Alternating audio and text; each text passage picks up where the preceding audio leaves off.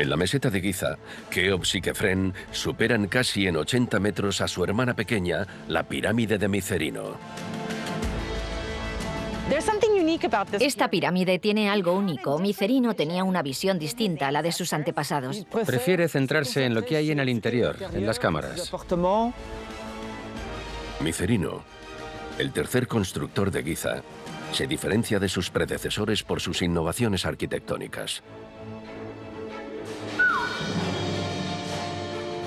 ¡Qué maravilla! Una cámara tallada completamente en granito. La joya egipcia más discreta de las tres, aunque quizá la que más cosas tenga que desvelarnos. El complejo piramidal de Micerino es un poco como el guión de una película. La historia y el destino de Micerino dejan sin palabras. Hace 2 siglos, su sarcófago se hundió en el mar Mediterráneo. Y todavía no lo han recuperado, así que se trata de un misterio que sigue oculto en el fondo del mar. Micerino, el nieto de Keops, se ha convertido en una leyenda, pero la construcción de su tumba sigue siendo un enigma a día de hoy. Para tratar de descifrar sus misterios, nuestros científicos han conseguido una autorización para entrar en las pirámides más emblemáticas del antiguo Egipto con un escáner láser de última generación. Está un poco estrechito. A ver si nos abrimos paso por aquí. Con este método podemos obtener una copia digital del interior de la construcción con una precisión milimétrica.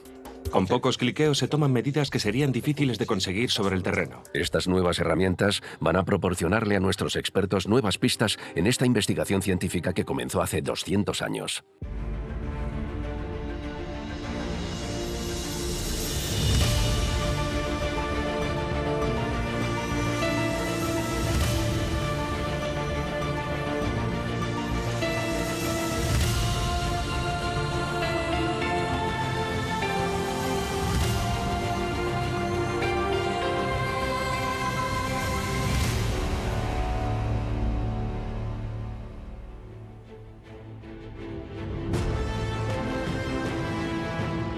Rumbo a la meseta de Giza, a pocos kilómetros en línea recta desde el Cairo, para descubrir la pirámide de Micerino. La esfinge parece velar por las 3 joyas de Egipto. La primera es la pirámide de Keops, la única de las 7 maravillas del mundo antiguo, que sigue en pie. Luego en el centro la de su hijo Kefren. Y finalmente, la última construida por el nieto de Keops, Micerino.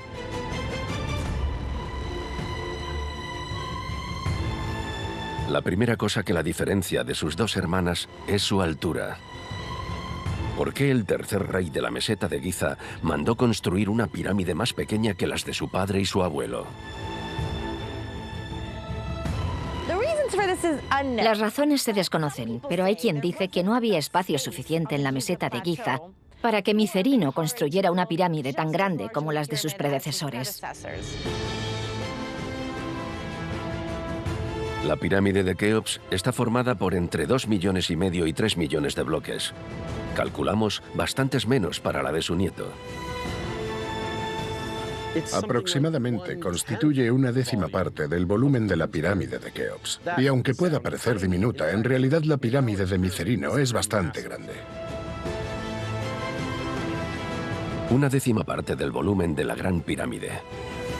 Y aún así, mide 105 metros de lado y casi 63 metros de alto, 10 metros más que el Arco del Triunfo. Los expertos sugieren otro motivo más para explicar las dimensiones de esta pirámide. Los recursos económicos escaseaban más y consideraron que era un despilfarro hacer una pirámide gigantesca. Tiene lógica. Durante 3 generaciones construyeron monumentos de un tamaño importante. ¿Egipto tenía recursos suficientes?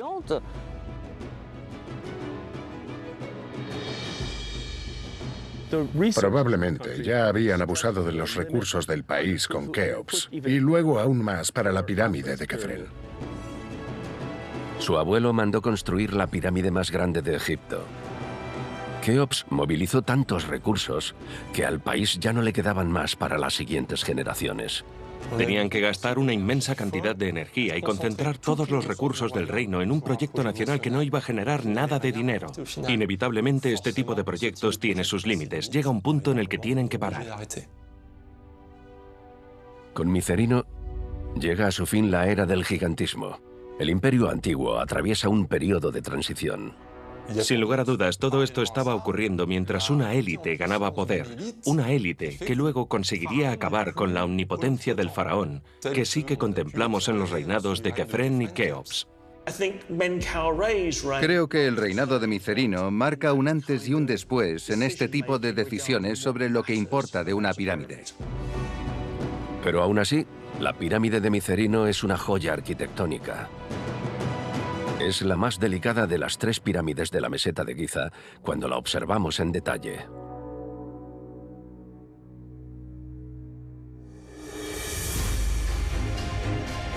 El egiptólogo Basil Dobrev lleva años estudiando la pirámide de Micerino.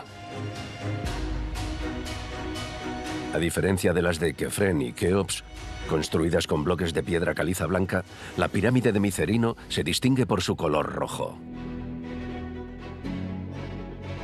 Hay muchos bloques de granito y todos son del revestimiento de la pirámide. Estas toneladas y toneladas de granito desparramadas fueron en su momento el revestimiento de la pirámide, pero los saqueadores lo quitaron. El granito es una piedra poco usada por varias razones. La primera es que la traían de lejos. Esta piedra roja fue transportada desde las canteras de Asuán al sur del país. Viajó en barco más de 800 kilómetros por el Nilo hasta llegar a Giza. Además, es mucho más difícil trabajar con ella que con la piedra caliza que utilizaron Keops y Kefren. Vemos que las técnicas evolucionaron. Se transmitían de generación en generación y siempre incluían innovaciones. Sobre todo una herramienta especialmente eficaz. Tenían sierras de arena, por lo que cuando cerraban 2 bloques y los unían, es decir, cuando los nivelaban y los juntaban, se quedaban pegados, no necesitaban argamasa. Los egipcios utilizaban hojas de cobre. Esta famosa sierra es un poco difícil de imaginar, pero tuvo que existir porque se pueden apreciar las marcas en las hiladas. Y no solo hay una sola marca, sino que hay otra así y luego otra. Acudiendo al granito, Micerino se decantó por lo difícil. Pero supo aprovechar la experiencia de sus predecesores. Pensad que en esta época llevaban ya 100 años construyendo grandes pirámides. Contaban con experiencia, mucha experiencia. Los egiptólogos se preguntan por la sorprendente elección del revestimiento de Micerino. ¿Pretendía construir una pirámide completamente roja? Y solo se han conservado 1, 2, 3, 4, 5, 6, 7, 8 hiladas, más o menos. La pirámide de Micerino tiene 9 hiladas de revestimiento de granito. Hay quien piensa que tal vez su intención fuera cubrir toda la pirámide con granito para compensar el hecho de que era más pequeña. Una pista entre los bloques de piedra caliza nos hace inclinarnos por otra hipótesis más probable. Un poco más arriba, a la altura de la brecha, a su izquierda, queda un bloque de granito que parece un bloque de revestimiento. Este bloque de granito, situado más o menos en la hilada número 15, nos proporciona información importantísima sobre el revestimiento original. Partiendo de la base, está revestida por 16 hiladas de granito. Así que tuvo que tener un aspecto distinto cuando la terminaron. De hecho, posiblemente nunca la llegaron a completar. El revestimiento de esta pirámide tenía 2 colores. La base de granito era de color rosa oscuro, rosa grisáceo. Y luego el resto de la pirámide del color de la piedra caliza de Tura. Es decir, teníamos una pirámide resplandeciente sobre una base mucho más oscura. En la parte de arriba era blanca por la reluciente piedra caliza blanca y abajo roja y negra por el precioso granito. Por lo tanto, el faraón decidió tener una pirámide bicolor. Los bloques de granito que quedan nos revelan más información. Al principio colocaron los bloques perfectamente los unos contra los otros y luego los alisaron. Pero por desgracia este trabajo no lo terminaron en toda la pirámide. Pulieron algunos bloques. Otros los dejaron en bruto. Esta es una pista fundamental para entender la historia personal del rey Micerino. De lo que estamos seguros es de que Micerino murió. Y sabemos que es bastante probable que muriera antes de completar su pirámide, porque el monumento muestra las diferentes etapas de trabajo. El complejo quedó inacabado. El rey Micerino murió antes de que llevaran a término la construcción del monumento. Dieron los toques finales a toda prisa y la estructura, que no está fija, nos permite advertir pistas 4.500 años después. La edificación de una tumba real en Egipto solo podía llevarse a cabo mientras el rey viviera. El único trabajo que hacían después de su muerte se reducía a concluir cosas absolutamente esenciales.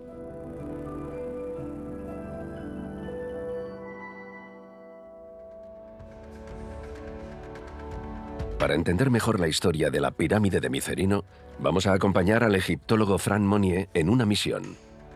Este experto estudia la construcción y el funcionamiento de las pirámides del antiguo Egipto. Un escáner de alta tecnología en miniatura nos va a ayudar a descifrar los misterios de la pirámide de Micerino.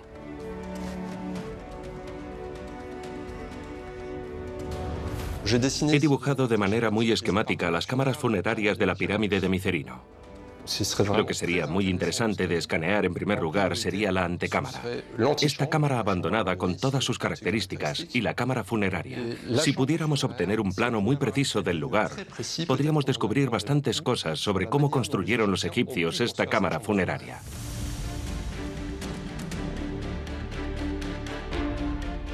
Hemos conseguido un acceso excepcional a esta pirámide cerrada al público y le hemos confiado esta misión a Alban Brice Pampou.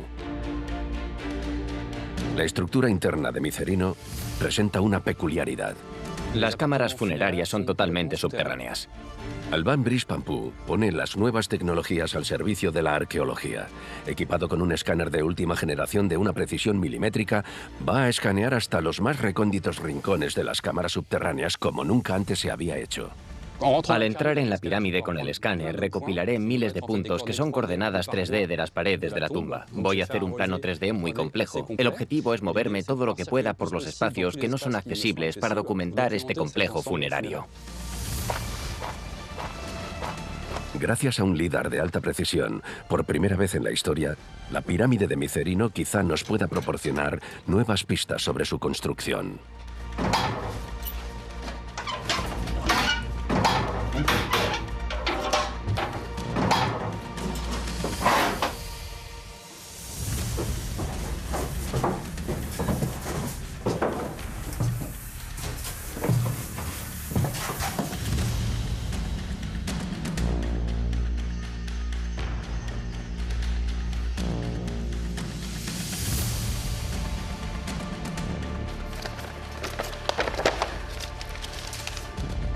Acabamos de pasar por el corredor descendente y hemos llegado a una primera cámara decorada con bajorrelieves. Ahora vamos a pasar por los rastrillos y por otro pequeño corredor hasta aparecer en esta sala enorme excavada en la roca.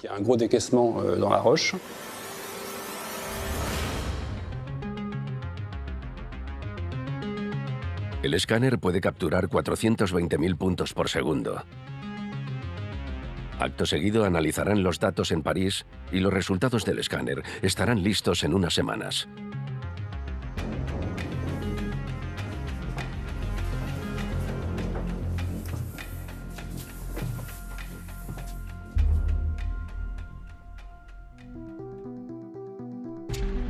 ¿Qué sabemos del rey que mandó construir esta pirámide? ¿Quién era este hombre, Micerino, el nieto del rey Keops? Más de 4.000 años después de su muerte, hay muy pocas referencias a este sexto soberano de la dinastía cuarta. El historiador griego Heródoto es el primero en escribir sobre los reyes de la meseta de Giza. Heródoto cuenta que Keops era un tirano, que el pueblo lo odiaba, que imponía condiciones muy duras a sus trabajadores. En aquella época, los sacerdotes que había aquí le contaron a Heródoto que Keops tuvo que prostituir a su hija para que le consiguiera cada una de las piedras de su pirámide. Imaginaos la cantidad de piedras que tiene una pirámide, incluso una pequeña. En cambio, consideraban que Micerino era más amable y bondadoso y un buen líder. Es curioso que en los escritos que nos han llegado de la época grecorromana dejaran constancia de que muchos egipcios despreciaban a Keops y a Kefren, y que en cambio Micerino era querido. Heródoto también cuenta otra historia. El rey podría haber elegido construir una pirámide pequeña porque los dioses le habrían lanzado una advertencia. El oráculo le vaticina que va a morir pronto, en unos 6 años. A Micerino no le hace gracia, tiene que darse prisa. No sabemos si Heródoto dice exactamente la verdad, él cuenta lo que le han contado. Es difícil fiarse de estas leyendas. Para intentar reconstruir la historia de Micerino, hay que buscar pistas en un perímetro más grande. Hay que pensar que no solo tenemos una pirámide, tenemos todo un complejo funerario del que la pirámide forma parte. Hay un templo funerario en el lado este, un gran camino conduce hasta él, y abajo en el valle está el templo. Hay que mirarlo todo en conjunto. Este templo del valle es esencial para entender a Micerino. Aquí los arqueólogos han hecho increíbles descubrimientos que han desvelado información valiosa sobre el faraón. Cabe destacar que aquí es donde el egiptólogo estadounidense George Reisner descubrió en 1908 impresionantes estatuas. Encontró algunas de las obras más fabulosas de la historia del arte del antiguo Egipto. Las estatuas de Micerino, la Díada de Micerino y una reina, son obras maestras del arte a nivel mundial. Hay que ir al Museo Egipcio de El Cairo, a pocos kilómetros de la meseta de Giza, para admirar esta maravilla. Meredith Brand se lo conoce a la perfección y nos va a guiar por este laberinto para descubrir la tríada de Micerino. Estas estatuas son puras obras de arte. Las caras del rey y de las diosas rebosan belleza y realismo. Son prácticamente emblemáticas del Imperio Antiguo. En la era de las grandes pirámides puede ser fácil pasar por alto las auténticas habilidades artísticas de los artesanos de ese periodo. En realidad sabemos que en esta época estaban creando obras maestras de forma muy prolífica. Esto demuestra los avances que estaban haciendo no solo en arquitectura, sino también en arte y en retratos. Este tesoro del antiguo Egipto es de un realismo asombroso. Un detalle sobre su cabeza nos revela más información sobre este rey y su poder. Lleva puesta la corona blanca del sur de Egipto y los dioses conocidos están vinculados a la parte sur del país. Así que estas estatuas también nos pueden estar indicando que Micerino tenía el control de todo el país y que estaba usando los recursos económicos de todo Egipto para desarrollar su pirámide y su culto. De esta forma, el rey Micerino se está mostrando como ser humano y como Dios, además de como el rey legítimo de todo Egipto. Para conseguir más información sobre la vida de Micerino, hay que acudir al sur de su pirámide. 3 pirámides más pequeñas nos revelan otro dato de la vida del rey. El egiptólogo Xavier Enaf conoce la genealogía de los faraones. La cuestión es que no disponemos del nombre de los propietarios. Pero lo que sí sabemos seguro es que normalmente estas pirámides están destinadas a enterrar a las esposas del faraón. Entonces Micerino habría tenido varias esposas. Conocemos por lo menos a 2. Está Hamer-Nepti y otra mujer que se llama Reina Cao. Solo sabemos eso. No podemos relacionar directamente los nombres de las esposas con las tumbas que tenemos aquí, porque no tenemos ni un texto que las mencione específicamente. La poligamia es habitual entre los egipcios. Todos los faraones tienen varias esposas, algunos tienen hasta 7, y no van muy lejos a buscarlas. En la época de Micerino, aún hablamos de la dinastía IV, cuando la familia real todavía está formada por pocos miembros, es decir, hermanos, hermanas, primos y primas y nada más, recurren a algo que hoy desaprobaríamos. Básicamente, se podían casar entre hermanos o hermanastros para engendrar herederos. Exactamente lo que hizo Micerino. Micerino se casó con una de sus hermanas, y puede que otra reina también fuera o bien su hermanastra o bien alguien de la familia, pero no lo sabemos con certeza. Mientras tanto, en París, Fran Monnier recibe los resultados de la misión y va a descubrir, a la vez que nosotros, el modelo 3D del monumento.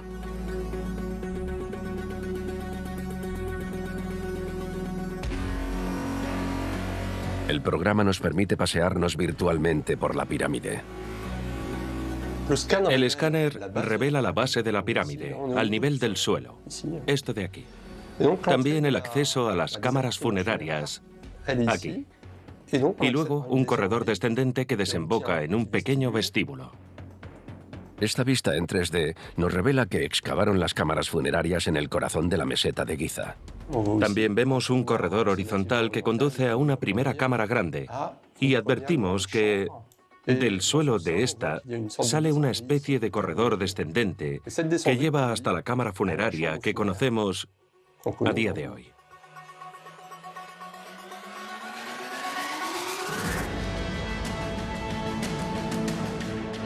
Después de haber analizado esta copia digital, nuestro experto pone rumbo a la meseta de Giza para observar en directo la pirámide que lleva tanto tiempo estudiando.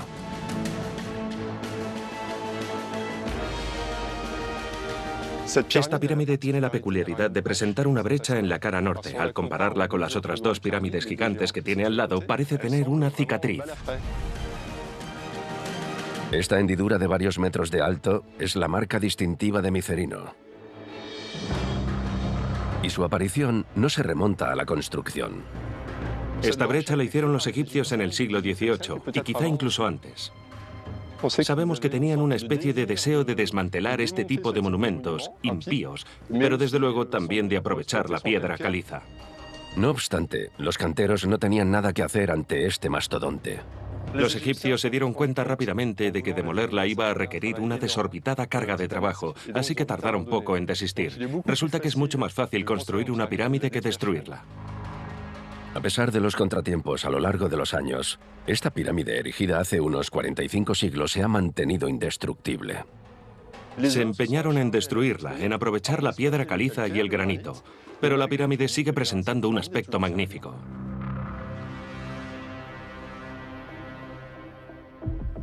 Aunque esta brecha desfigura el edificio, permite entender mejor la construcción interna de la pirámide. Al fin y al cabo, la estructura del monumento se parece un poco a la morfología humana. El cuerpo humano está formado en resumidas cuentas por un esqueleto, huesos, músculos y por último por la piel, y la pirámide es más o menos igual. El esqueleto sería la pirámide escalonada, la base del monumento. Luego vienen los músculos, es decir, los bloques de apoyo para cubrir los escalones y obtener una cara lisa. Y por último, el revestimiento sería la piel. Y los egipcios no se equivocaban, lo llamaban el vestido perfecto. La pirámide de Micerino fue saqueada desde la antigüedad y, con el paso de los siglos, la entrada se fue cubriendo de arena hasta que desapareció por completo.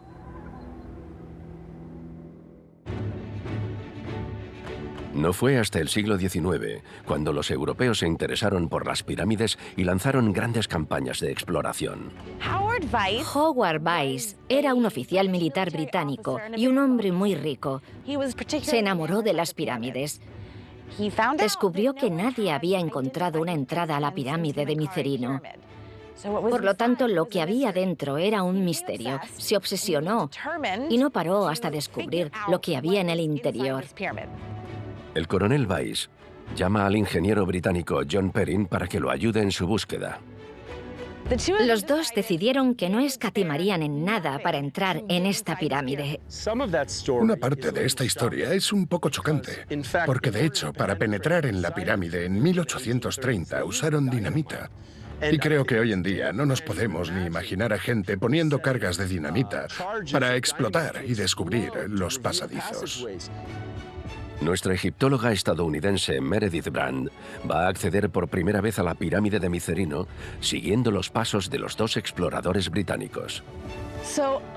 Aquí arriba es donde Howard Weiss tuvo que explotar esta brecha que existía desde el siglo XII. Con la ayuda de la dinamita excavó un túnel recto que luego desciende. A pesar de los daños causados, los dos exploradores no descubren nada. Tras reflexionar, despejan la arena que cubría parte de la pirámide y encuentran por fin la puerta por la que Meredith Brand va a entrar. Todo el tiempo la entrada había estado aquí.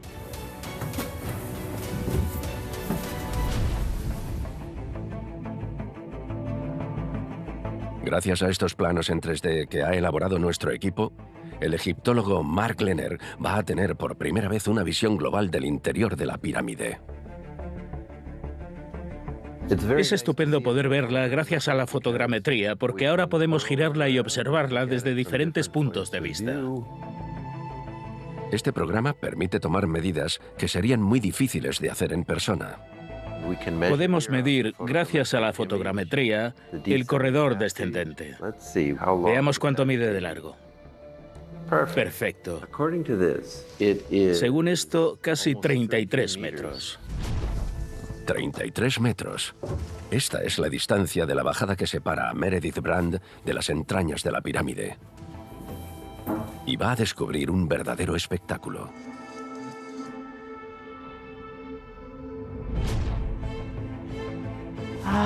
¡Qué bonito! ¡Qué maravilla!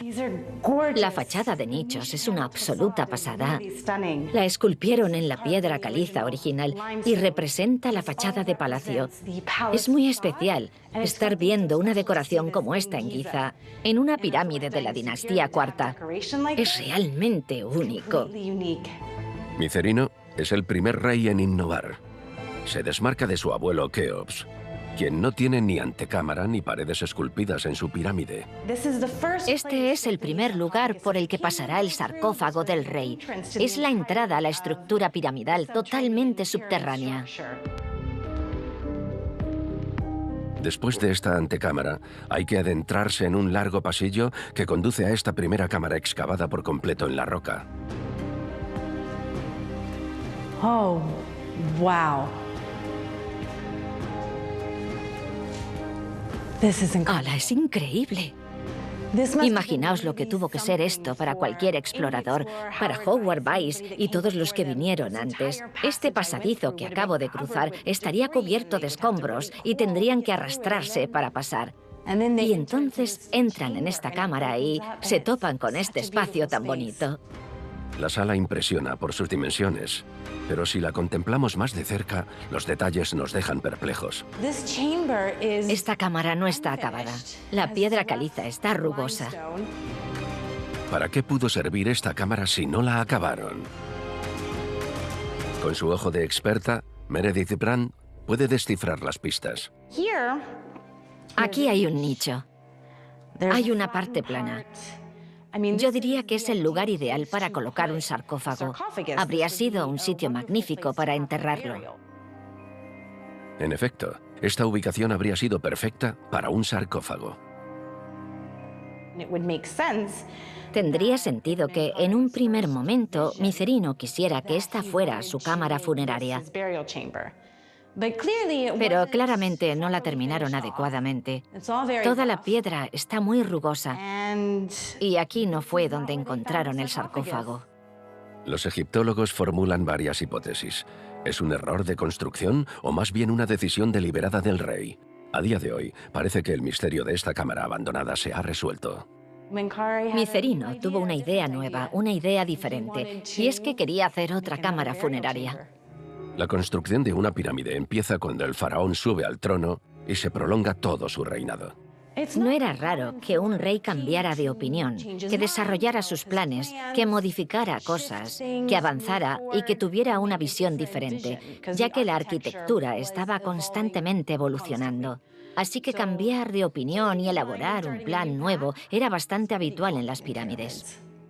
En conclusión, esta no es la cámara que Micerino eligió para que lo enterraran. Varias generaciones de hombres se sucedieron para construir la obra del reinado de Micerino. Franck Monnier nos va a ayudar a entender la construcción. Este bloque es un bloque de revestimiento clásico que quitaron de la pirámide los canteros. Para tratar de imaginarnos el trabajo que realizaron los egipcios, hay que hacer un cálculo matemático. Según sus dimensiones, mide aproximadamente 2 metros cúbicos. 2 metros cúbicos de granito son unas 5 toneladas. Tenemos delante 5 toneladas. En esta época en la que los egipcios no habían descubierto aún la rueda, ¿cómo se las arreglaron para mover semejantes bloques? Sabemos que los egipcios utilizaron trineos para mover los bloques grandes de piedra. Contamos con muchas representaciones y textos que nos los describen. Lo que hacían era colocar los bloques sobre los trineos y tirar de ellos con cuerdas. Para tirar de estos bloques de varias toneladas, la operación requiere una considerable mano de obra. Un hombre podía tirar de media de unos 300 o 400 kilos. Con 5 toneladas hacían falta unos 15 hombres para tirar de este bloque gigante. Mover un bloque en una superficie plana ya es un logro. La peculiaridad de esta pirámide es que todo está bajo tierra. Los egipcios se enfrentaron a un verdadero rompecabezas. Imaginad las dificultades dentro de la pirámide. El corredor descendente es muy estrecho y trabajaron con bloques que pesaban 7 u 8 toneladas. Por primera vez, Franck Monnier va a entrar en la pirámide y va a poder comprobar su razonamiento.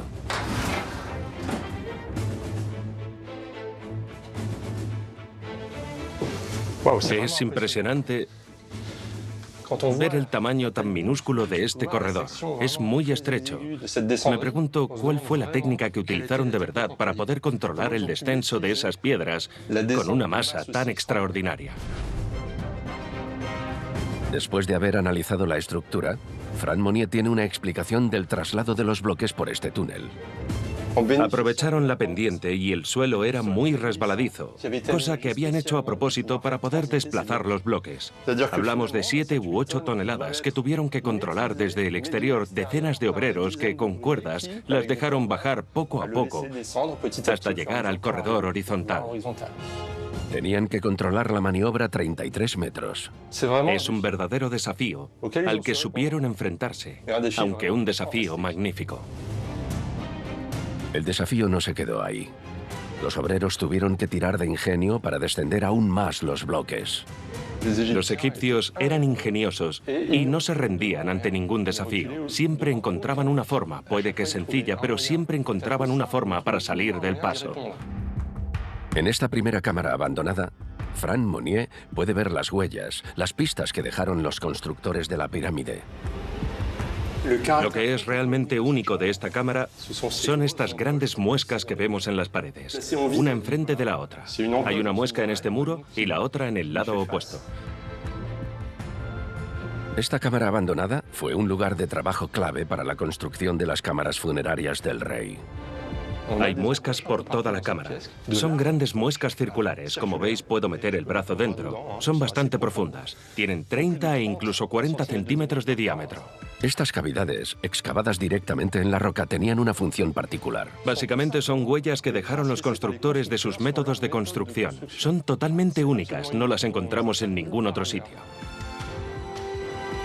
Gracias al modelo 3D elaborado por nuestro equipo, Franck Monnier puede analizar estas pistas desde un ordenador.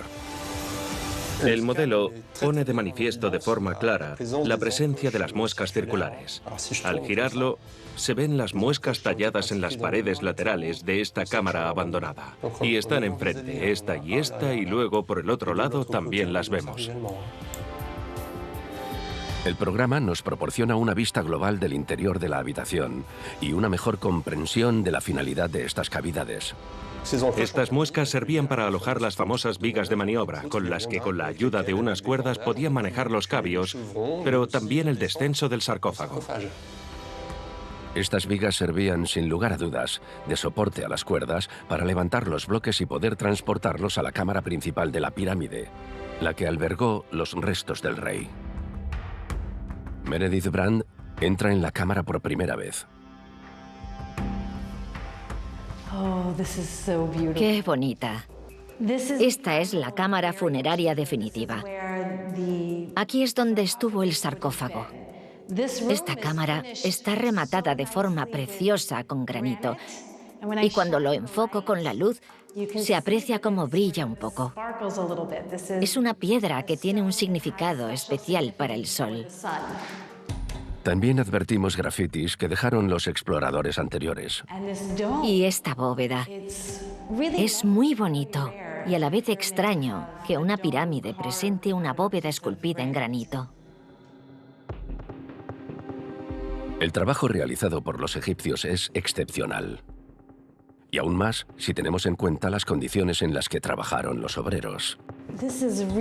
Es un espacio realmente pequeño y estrecho. No me puedo imaginar lo que tuvieron que pasar los obreros para bajar por aquí. Es estrecho y no hay paso de aire.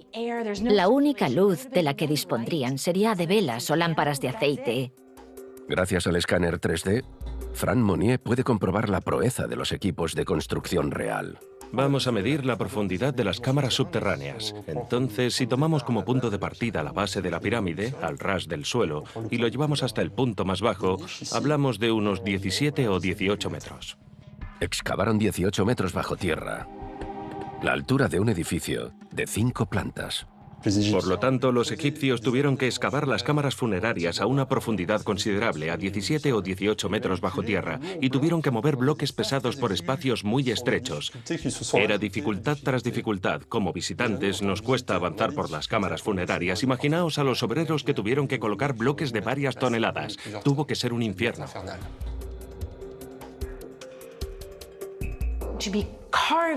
Estar excavando, martillando las rocas, tirando, arrastrando, quitando.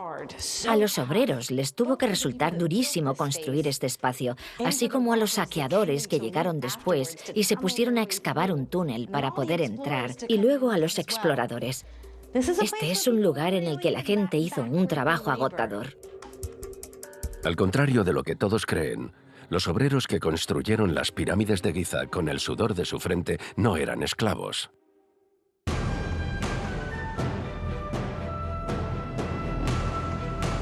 El arqueólogo Mark Lehner lleva varias décadas excavando la meseta de Giza. Busca pistas que le ayuden a entender cómo consiguieron los egipcios construir tales mastodontes. A los pies de la meseta de Giza había una ciudad. Incluso hoy en día la ciudad moderna ha vuelto a Giza y se asoma a la orilla de la meseta. Las ciudades se asentaron aquí por las pirámides. En esta ciudad dormida bajo la arena, Mark Lehner ha podido reconstruir cómo habrían sido las condiciones de vida de los obreros. Sabemos que los trabajadores que se iban rotando para ir a la obra de la pirámide tenían dietas ricas en proteínas y carbohidratos, porque encontramos decenas de panaderías en las que hacían hogazas enormes de pan en ollas especiales. Esta excavación ha revelado que a los obreros les suministraban considerables cantidades de comida, de carne, proteína, especialmente ternera. Comían pescado, pan, bebían cerveza, comían muchísimas cosas. Su vida era cómoda. Parece que no los obligaban a trabajar o a hacer cosas terribles, pero incluso con buena comida y con buena atención médica, el trabajo tuvo que haber sido agotador y difícil. Al fin y al cabo, la estructura de la sociedad del antiguo Egipto no era tan distinta de nuestra historia en Occidente. Antes del mundo moderno, no solo en el antiguo Egipto, el trabajo era obligatorio. En la Edad Media, ya fuera en Francia, en Inglaterra, tenías que trabajar para tu señor. Esta organización del trabajo tan rigurosa para construir las maravillas de Egipto también arroja luz sobre el funcionamiento del Estado egipcio. Creemos que, de hecho, la administración real evolucionó bastante rápido debido a los proyectos de construcción de pirámides gigantes. Las pirámides son monumentos increíbles, pero también son monumentos del Estado egipcio, del desarrollo de una administración y de una burocracia en un sistema económico y político que podía construir estos monumentos. La burocracia se quedó para gobernar Egipto incluso después de que las pirámides empezaran a encogerse, como vemos aquí detrás, de Keops a Micerino.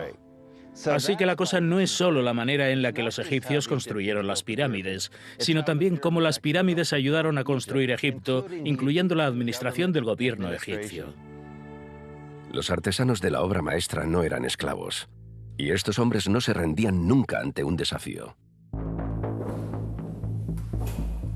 Fran Monnier quiere enseñarnos la proeza arquitectónica en el corazón de la pirámide.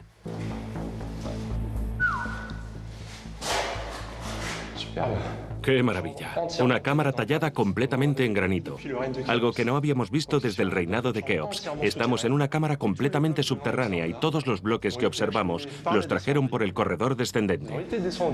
Los descendieron y los movieron por espacios realmente estrechos para colocarlos después con mucho cuidado. Las juntas son magníficas. Como es costumbre en la civilización egipcia, el trabajo resultante es de una precisión extraordinaria. Mirad lo extremadamente finas que son las juntas. Aquí tenemos dos bloques distintos, pero apenas se nota. Es magnífico cómo pulieron la piedra. Lo hicieron tan minuciosamente que es difícil distinguir las juntas que separan las piedras. Las colocaron y las tallaron con sumo cuidado. Para descubrir el elemento más extraordinario de la pirámide, hay que mirar hacia arriba. La bóveda está hecha por completo con bloques de granito. La más grande de todas pesará unas 7 u 8 toneladas, 7 u 8. Pensad que el peso de un coche es más o menos de 1,5 toneladas. Y aquí tenemos 7 u 8 toneladas solo por bloque, y hay 18 en total. Es alucinante que con los pocos medios de los que disponían, pudieran alcanzar tal perfección. Estos bloques se sostienen básicamente por estar apoyados los unos contra los otros. Si sumamos el peso total, esta bóveda pesa aproximadamente 80 toneladas. Para tratar de entender cómo pudieron colocar los egipcios tales bloques y tallarlos en forma de arco circular, quizá encontremos la explicación sobre esta bóveda. Nuestro equipo va a escanear la habitación que hay encima de la cámara del rey. El único problema es que es inaccesible. A Alban Brice-Pampou se le ocurre la idea de utilizar una pértiga. Las barras están lo suficientemente separadas como para poder colar la pértiga e intentar meterla lo más adentro posible y así darle tiempo suficiente al escáner para recopilar datos. Este espacio se llama la cámara de maniobras. Es un poco como el desván de la pirámide. Hay muchas zonas oscuras y nos vamos a quedar por el principio. Creo que conseguiremos obtener algo en digital. Se ven un poco las vigas, por lo que tendremos una parte de ellas que es interesante de por sí. Visualizar este espacio estrecho en el modelo 3D nos ayudará a entender el trabajo que hicieron los egipcios.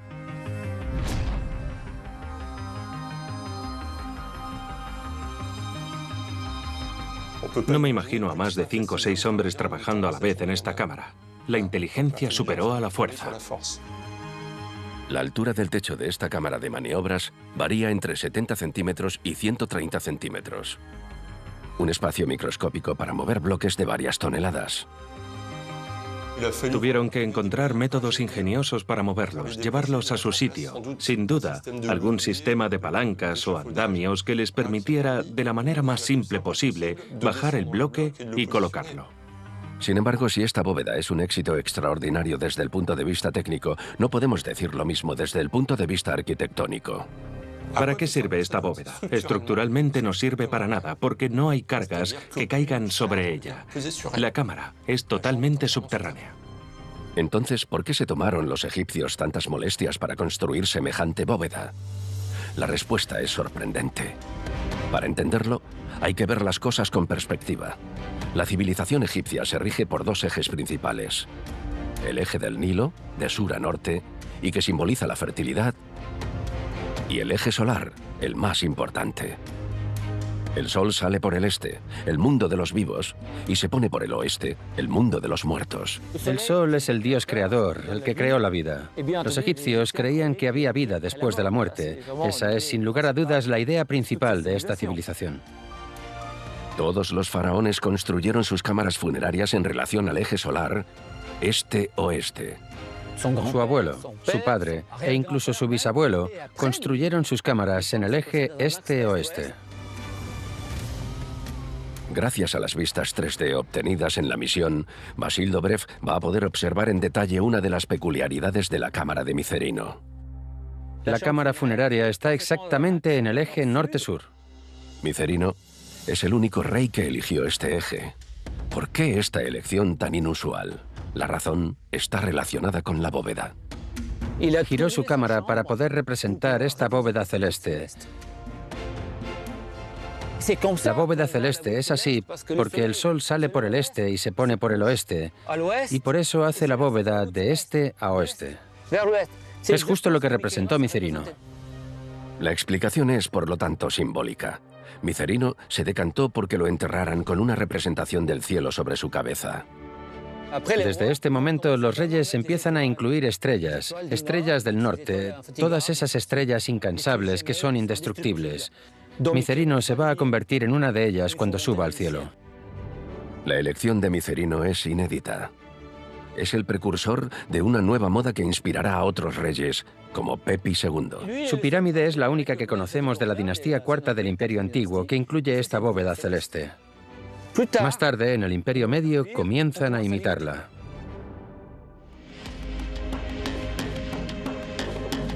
Es en esta cámara funeraria en la que John Perrin y el coronel Weiss se topan con el sarcófago de Micerino en el siglo XIX. Ante este tesoro, los dos exploradores deciden embarcar el sarcófago. Pero el desenlace no es el que esperaban.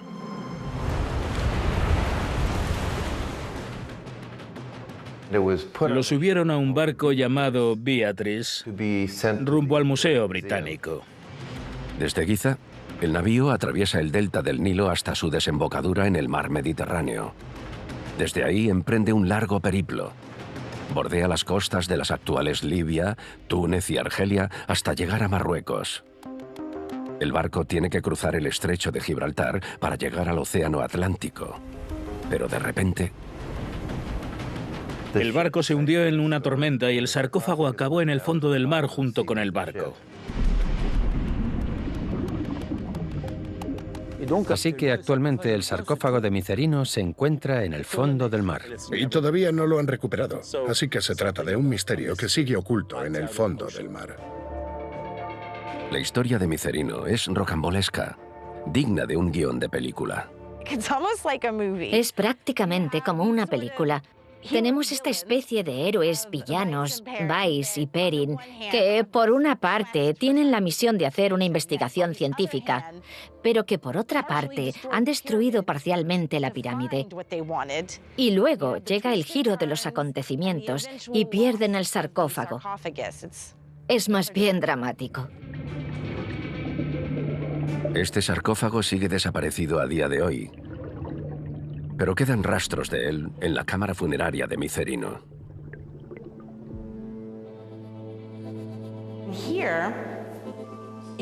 Aquí es donde los ladrones excavaron en el suelo buscando oro y tesoros.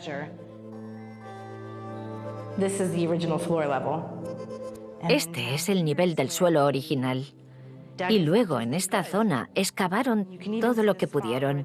Incluso se aprecia la parte en la que el suelo de piedra caliza original se encuentra con el envoltorio de granito de la pared. Otro sarcófago de la dinastía IV, hallado en la meseta de Giza, recuerda al de Micerino. La peculiaridad de este sarcófago es que estaba ricamente decorado, mucho más que los que observamos en las otras pirámides de esta época. Lo decoraron como el muro de una muralla, por lo tanto, es otra protección. El sarcófago se hundió y con él sus secretos. Nos topamos con una última pista en una habitación secreta de la pirámide. Al-Bambris Pampú va a hacer el último escaneo. Aún podemos descender más para llegar a lo que parece un almacén, pero es un espacio al que no se puede entrar. Con suerte, tal vez el escáner nos permita obtener información a través de las rejas y quizá de esta forma podamos sacar una idea de su volumen. Esta pequeña habitación contigua a la cámara funeraria de Micerino sigue ocultándonos muchos misterios. Ni siquiera los mayores expertos tienen la respuesta. ¿Por qué tiene Micerino 6 nichos? No es un número habitual. ¿Qué había dentro? No lo sabemos. Probablemente dejaron su ajuar funerario o tesoros ahí. También hay nichos que podían contener vasos canopos. Cuando llegaba la hora de la momificación, extraían previamente los órganos de los difuntos y los colocaban en 4 recipientes separados, llamados vasos canopos. Había uno para el estómago, otro para los pulmones, otro para los intestinos y otro para el hígado. Puede que Micerino decidiera que lo enterraran con todo este ajuar funerario a su lado. Cuando el rey ya está en su última morada, lo que queda es proteger sus restos de los saqueadores. A los ingenieros egipcios se les ocurrió una técnica brillante, que era levantar losas de granito, a las que llamamos rastrillos. A día de hoy, los rastrillos de la pirámide de Micerino han desaparecido, pero aún podemos ver los restos. ¡Qué pasada! Es una zona, un pasadizo diseñado para cortarle el paso a cualquiera que quisiera colarse en la cámara del rey. Este es el hueco en el que encajaron las piedras y por el que las deslizaron para bloquear el pasadizo. Y había 3, así que cualquier ladrón tenía que atravesar 1, 2, 3 puertas correderas de piedra. Esto era muy importante porque Micerino quería que su momia estuviera protegida, no quería que nadie entrara. Este método utilizado por Micerino es una réplica. Su abuelo, antes que él, ya había implementado este sistema de 3 rastrillos. Al observar las pirámides de la meseta de Giza, aunque tengan un aspecto diferente, advertimos algunas similitudes. No hay duda de que la tradición y el conocimiento arquitectónico se tuviera que compartir y transmitir de generación en generación, ya que hay innovaciones de un rey que adopta el siguiente. Esto plantea otra pregunta. ¿Los arquitectos siguieron estas innovaciones por razones prácticas o simbólicas? Es difícil determinar cómo y por qué. Pero lo que está claro es que aprendieron cosas durante el transcurso de la construcción de las pirámides. Aprendieron de sus errores, aprendieron de lo que no funcionaba, pero también de lo que parecía funcionar. Sin embargo, a pesar del talento de los constructores, todas las pirámides del Imperio Antiguo fueron saqueadas. Pero a diferencia de otros faraones, Micerino, con su sarcófago en el fondo del mar Mediterráneo, aún tiene secretos que revelarnos. Es un tesoro hundido. Nos queda la esperanza de recuperarlo algún día, pero es como encontrar una aguja en un pajar. Puede que alguna misión salga en su búsqueda en el futuro y nos proporcione pistas sobre el tercer faraón de la meseta de Giza.